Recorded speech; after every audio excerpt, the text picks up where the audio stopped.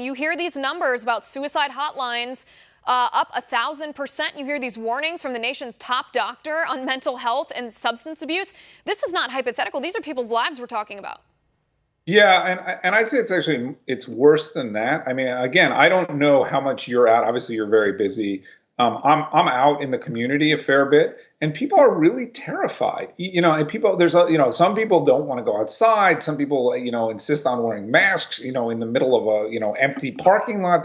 The fear that has been sort of pushed by the media. Now, obviously, your network now is not part of this, but the fear that's been pushed by the media has really hurt people and hurt kids. I mean, and I hear, because of sort of my position on Twitter, I get a lot of emails from parents.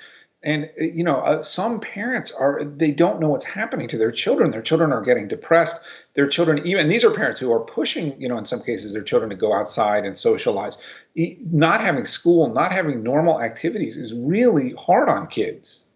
Well, the quarantine numbers from this study that the Wall Street Journal referenced, that children who are quarantined, and this is with their parents, quarantined with their parents for even a short amount of time, were 4 times as likely to have post-traumatic stress symptoms. I mean, post-traumatic stress is a serious mental health issue. This isn't just a kid who has, some behavioral issues for a short amount of time, acting out a little bit after being locked up in their house for a couple weeks. Post-traumatic stress symptoms from this 4 times as likely. I mean, I don't even know how we quantify the effects of that down the road.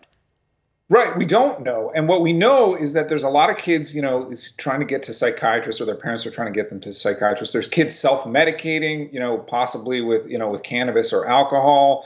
There's kids being prescribed antidepressants and anti-anxiety drugs.